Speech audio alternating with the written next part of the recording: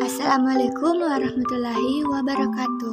Halo guys, perkenalkan nama saya Juliana dengan NIM 210901601010.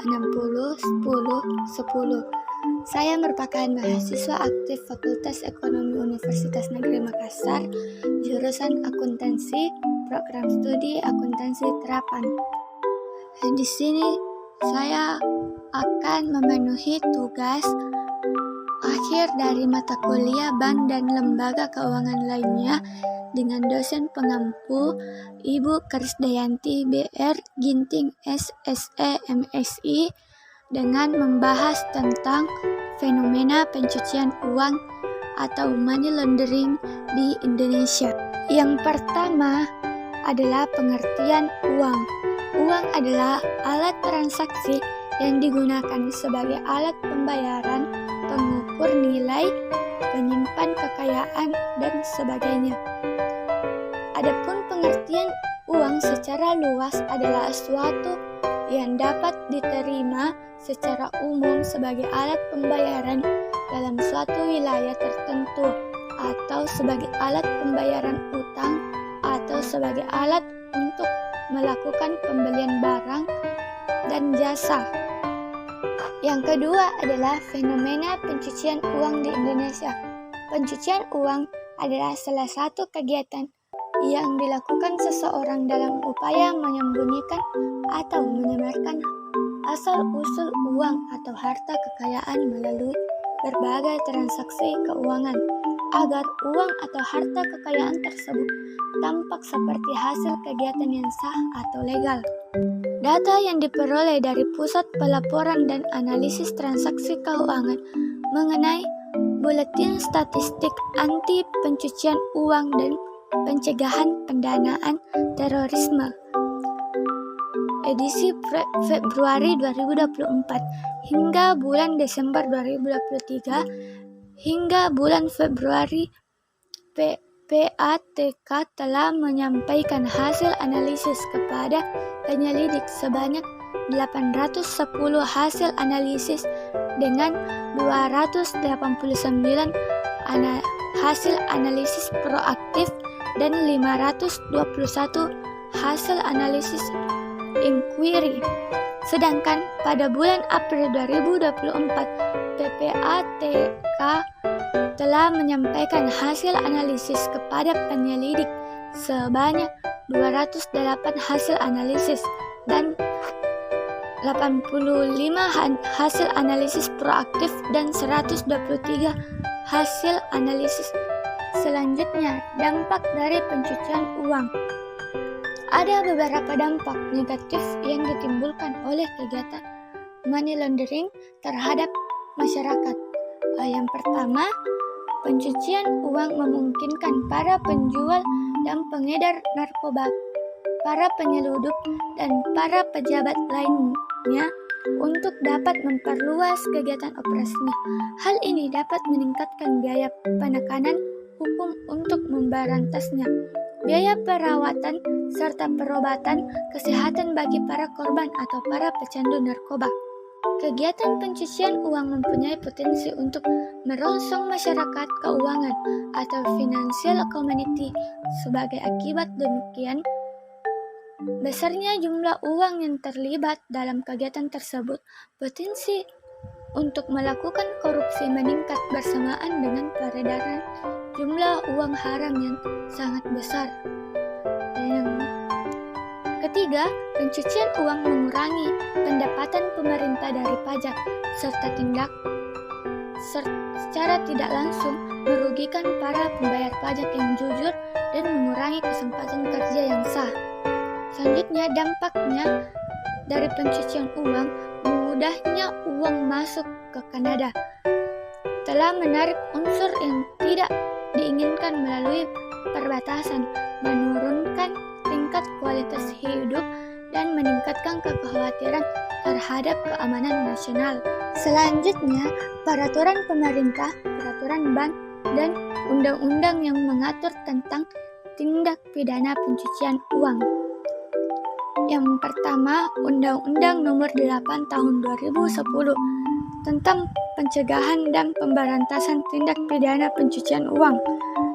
Selanjutnya, Peraturan Pemerintah Nomor 61 Tahun 2021 perubahan atas Peraturan Pemerintah Nomor 43 Tahun 2015 tentang pihak pelapor dalam pencegahan dan pemberantasan tindak pidana pencucian uang.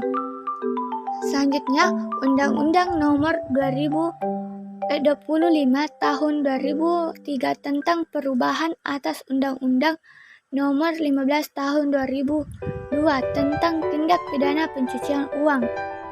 Yang selanjutnya, Peraturan Bank Indonesia Nomor 19/10/PBI 2017 tahun 2017 tentang penerapan anti pencucian dan pencegahan pendanaan terorisme bagi penyelenggara jasa sistem pembayaran selain bank dan penyelenggara kegiatan usaha penukaran valuta asing bukan bank. Selanjutnya, tindakan usaha bank dalam menanggulangi pencucian uang. Yang pertama, rekomendasi internasional. Ditetapkan beberapa prinsip dasar bagi perbankannya, yang intinya yang pertama untuk menganjurkan bank-bank agar melakukan identifikasi terhadap para nasabahnya. Kedua, menolak setiap transaksi yang mencurigakan dan menjalin kerjasama dengan pihak yang berwajib untuk menanggulangi kegiatan pencucian uang.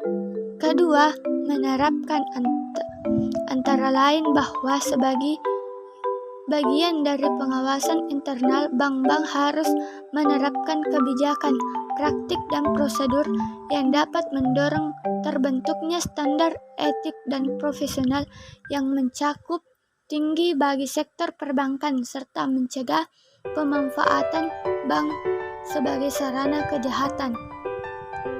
Adapun diperlukan pengawasan internal adalah untuk memastikan bahwa bank tersebut telah menjalankan kegiatannya sesuai dengan prinsip kehati-hatian dan sejalan dengan kebijakan yang telah ditetapkan oleh Dewan Direksi Bank, bahwa transaksi dilakukan oleh pihak-pihak yang berkompeten, bahwa selalu terdapat pemantauan terhadap aset dan kewajiban, bahwa sistem akuntansi dan pencatatan dilakukan secara lengkap, akurat, dan tepat waktu, dan bahwa sistem manajemen mempunyai keamanan untuk melakukan identifikasi dan mengatasi setiap risiko bisnis. Identifikasi nasabah, pemeliharaan pencatatan atau dokumen, pelaporan transaksi yang mencurigakan, dan upaya-upaya terhadap negara-negara yang belum memiliki ketentuan anti-money laundering yang memadai. Ketiga, yaitu menjadi elaborasi lebih lanjut dan dengan menerapkan kriteria tertentu. Selanjutnya, rekomendasi Financial Action Task Force on Money Laundering. Di antara 40 rekomendasi, terdapat beberapa rekomendasi yang secara khusus menyangkut lembaga-lembaga keuangan, badan otoritas yang bertanggung jawab melalui peraturan dan pengawasan lembaga-lembaga keuangan.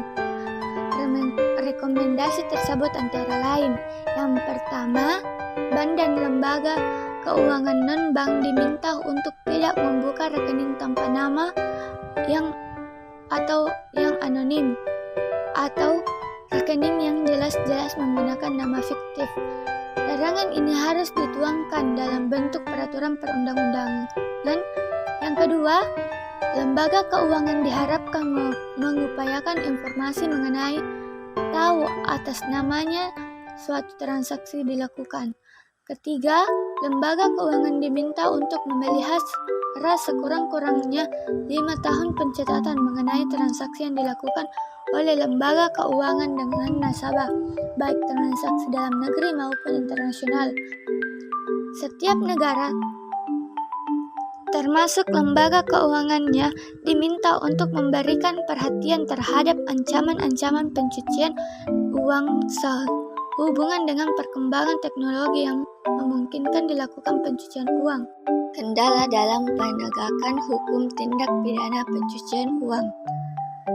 Faktor-faktor yang menjadi kendala dalam penegakan hukum tindak pidana pencucian antara lain: yang pertama, faktor hukum atau perundang-undangan. Yang pertama, dalam kaitan penyediaan jasa keuangan sebagai tempat atau sarana dilakukan kegiatan mencuci uang haram. Pada pasal 1 butir 5 dirumuskan bahwa kegiatan tersebut dilakukan di lembaga perbankan dan lembaga keuangan non-bank berupa lembaga pembiayaan, perusahaan efek, pengelolaan reksadana, kustodian, wali amanat, lembaga dan penyelesaian, pedagang valuta asing dan dana pensiun, perusahaan asuransi dan kantor pos. Selanjutnya, rumusan pasal yang perlu kejelasan sebagai contoh kata dengan sengaja yang terumus dalam pasal 3 Undang-Undang TPPU. Dalam Undang-Undang TPPU, sistem perumusan ancaman pidana yang dilakukan dalam bab 2 tentang tindakan pidana pencucian uang bersifat kumulatif atau antara pidana, penjara dan denda. Sementara dalam bab 3 tentang tindak pidana lain yang berkaitan dengan tindakan pidana pencucian uang bersifat tunggal atau pidana denda. Selanjutnya, faktor struktur atau penegak hukum. Yang pertama, masih terbatasnya sumber daya manusia atau personil aparat, terutama aparat kepolisian, dalam menanggulangi TPPU. Selain juga berada pada satu unit dengan tindak pidana perbankan termasuk cybercrime. Selanjutnya, kapasitas aparat penegak hukum masih rendah, sementara TPPU adalah kejahatan yang berdimensi urgensi crime dengan karakteristik yang melekat di bidang lalu lintas uang antara aparat. Artinya, penegak hukum, terutama aparat penyidik atau penyelidik, sebagai gatekeeper, selain memahami bidang hukum juga harus punya latar belakang ilmu ekonomi atau ekonomi mikro dan makro, khususnya etika bisnis.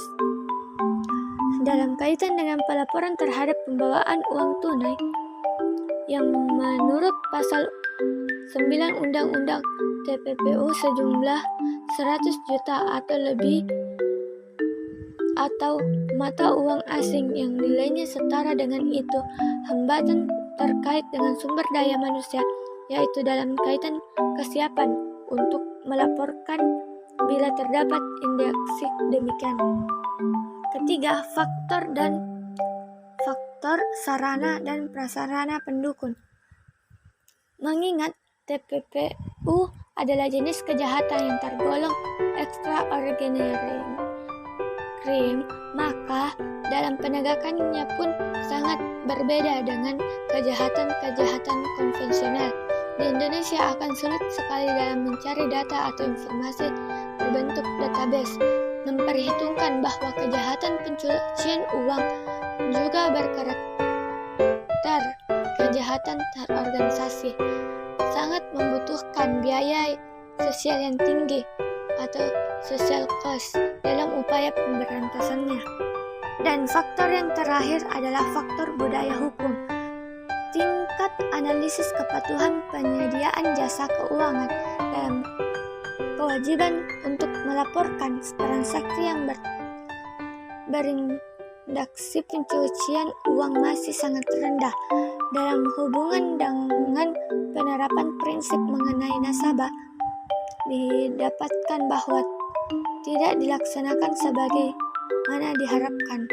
Pada masyarakat Indonesia sendiri kurang memahami pentingnya penerapan CP tersebut. Bahkan ada kecurigaan karena menyangkut hak personal calon nasabah. Cukup sekian video presentasi saya. Wassalamualaikum warahmatullahi wabarakatuh. Sampai jumpa di video selanjutnya.